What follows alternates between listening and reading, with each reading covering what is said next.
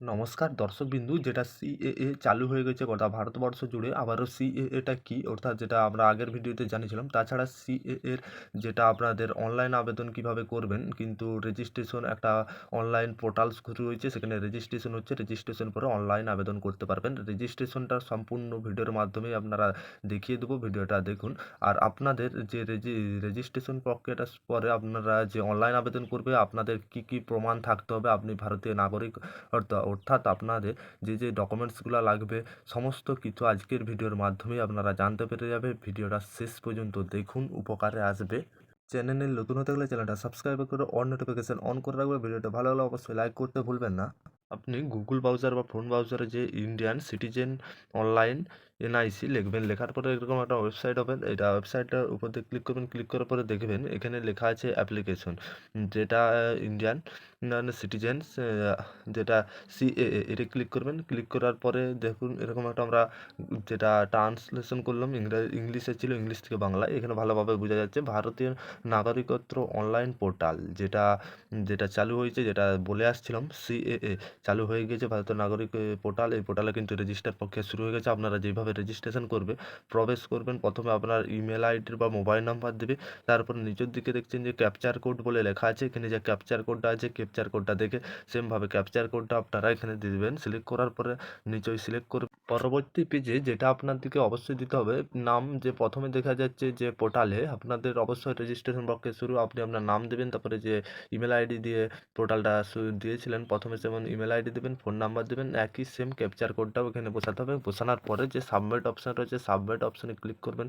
তারপর আপনাদের সামনে এরকম একটা ইন্টারফেস হবে। ইন্টারফেস হওয়ার পরে দেখুন প্রথমে যেটা রয়েছে, যে ইমেলটা দিয়ে আপনি রেজিস্ট্রেশন করেছে, ইমেলে কিন্তু একটা ওটিপি যাবে। আপনি আপনার জিমেলে যে সেই ওটিপিটা এখানে দিবেন। ওটিপিটা দেওয়ার পরে নিশ্চয়ই দেখতে পাচ্ছেন মোবাইল নাম্বার, যে আপনি যে মোবাইল নাম্বারে রেজিস্ট্রেশন করেছেন, সেই মোবাইল নাম্বার আর আপনার মেসেজে একটা ওটিপি যাবেন। সেই মেসেজে একটা আলাদা যাবে, আর জিমেলে একটা যাবে, দুটো ওটিপি যাবে। জিমেলের জায়গায় জিমেলের ওটিপি বসাবেন, এবং যেখানে মোবাইল নাম্বারের জায়গায় আপনার মেসেজে মোবাইল নাম্বারের ওটিপি আছে বসাবেন। যে সেম যা ক্যাপচার কোডটা আছে, ক্যাপচার কোডটা বসাবেন, দিয়ে এখানে ওটিপির জায়গায় আপনি টিপবেন। টেপার পরে আপনার রেজিস্ট্রেশন প্রক্রিয়াটা সম্পূর্ণ হবে। আপনাকে অবশ্যই রেজিস্ট্রেশনটা করতে হবে। রেজিস্ট্রেশন প্রক্রিয়া সম্পূর্ণ হয়ে যাওয়ার পরে আপনি যদি আবেদন করতে চান, এখানে কারা কারা আবেদন করতে পারবেন, ভারতীয় নাগরিক যদি আপনি হয়ে থাকেন সত্যিকারে, তাছাড়া আপনি বাংলাদেশ এবং বিভিন্ন জায়গা থেকে উঠে এসে বসবাস করছেন না, কাদের জন্যে কী কী ডকুমেন্টস লাগবে, কাগজ লাগবে, কী কী আপনাদের প্রমাণপত্র থাকতে হবে, সেটাই আজকে দেখে নেব। আবারও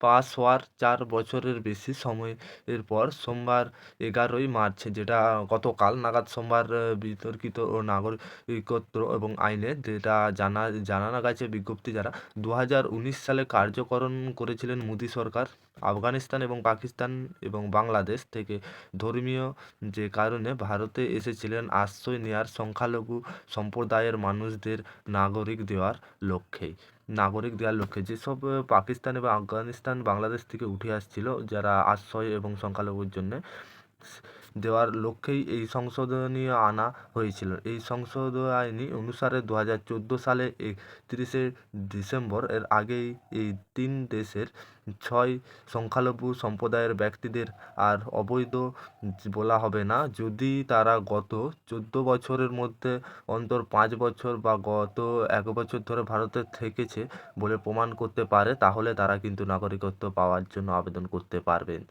এই অবস্থায় আপনি যদি বাংলাদেশ, পাকিস্তান, আফগানিস্তান থেকে ভারতে আসা হিন্দু, বৌদ্ধ, জৈন, শিখ এবং যেটা মুসলমান, খ্রিস্টান, তাছাড়াও সোমবার নাগরিকত্ব সংশোধন আইন কার্যকরণ করার যে বিজ্ঞপ্তি তো দিয়েছিলেন কেন্দ্রীয় স্বরাষ্ট্রমন্ত্রী, তাতে বলা গেছে ভারতে নাগরিকত্ব প্রদানের জন্য ফর্ম 8-এ যেটা রাখা হয়েছে, এই ফর্ম নিয়ম অনুসারে আবেদনকারীদের 2টি নথি দিতে হবে, যেটা আবারও জানা গেছে। তপশিলি 1 ক-তে তালিকাভুক্ত 9টি বিকল্পের মধ্যে একটি হলো তপশিলি 1 খ-তে তালিকাভুক্ত 20টি বিকল্প থেকে এটি নথি দেখাতে হবে।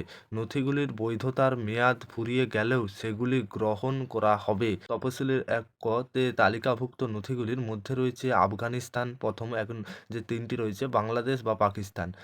যা এই ৩টি রয়েছে আফগানিস্তান, বাংলাদেশ বা পাকিস্তান জারি করা পাসপোর্ট এবং ভারতে বিদেশি আঞ্চলিক নিবন্ধন কর্মকর্তা বা বিদেশি নিবন্ধন অফিসের জারি করা এটি রেজিস্ট্রেশন সার্টিফিকেট বা রেসিডেন্সিয়াল পারমিট তাদের নিজ দেশ থেকে জারি করা জন্মের শংসাপত্র, স্কুল, কলেজ বা বিশ্ববিদ্যালয় জারি করা শিক্ষা ক্ষেত্রের সার্টিফিকেট, ৩ দেশের যে কোনো ধরনের সরকারি পরিচয়পত্র, জমির দলিল বা বাড়ির ভাড়ার নথি, যেটা সরকারি ট্যাক্স আর কি, বাড়ির নথিটা, এই সমস্ত কিছু দেখাতে হবে। আর যেটা তপশিলি ১ খ এর তালিকাভুক্ত নথিগুলির মধ্যে রয়েছে ভারতের জনগণনার সময় জারি করা এবং যা ভিসা বা ভারতের আসার পর যেটা ভারতে আসার পর যেটা অবশ্যই লাগবে রেশন কার্ড, সরকারি সার্টিফিকেট বা পারমিট, যেটা আধার কার্ড। তাছাড়াও ভারতে থেকে জারি করা আবেদনকারীর জন্মের শংসাপত্র, প্যান কার্ড, বিমার পলিশ নথি, বিদ্যুতের বিল, ভারতীয় আদালতের নথি ইত্যাদি। আরও কিছু অনেক ডকুমেন্টস লাগবে, এগুলো আপাতত লাগবে এখন। এছাড়াও আবেদনকারীর কাছে যদি কোনো বৈধ, মেয়াদিত এবং বিদেশি পাসপোর্ট থাকে তার প্রতিলিপি জমা দিতে হবে। যদি থাকে তাহলে এটি বৈধ বা মেয়াদ উত্তীর্ণ, যেটা আপনার দিকে বলতে হবে এটা মেয়াদ উত্তীর্ণ। রেসিডেন্সিয়াল যেটা পারমিটও জমা দিতে হবে, যেটা সেই সঙ্গে আবেদনকারীকে অবশ্যই একটি করে হলফনামা না দিয়ে বলতে হবে ফর্মে তিনি যে সকল তথ্য দিয়েছে তা সত্য। আপনাকে সেটা প্রমাণ করতে হবে, যে আপনাকে জিজ্ঞাসা করা হবে যে ফর্মে আপনি কি সমস্ত তথ্য দিয়েছেন, হ্যাঁ সত্য, সেটা আপনাকে স্বীকার করতে হবে, দিতে হবে।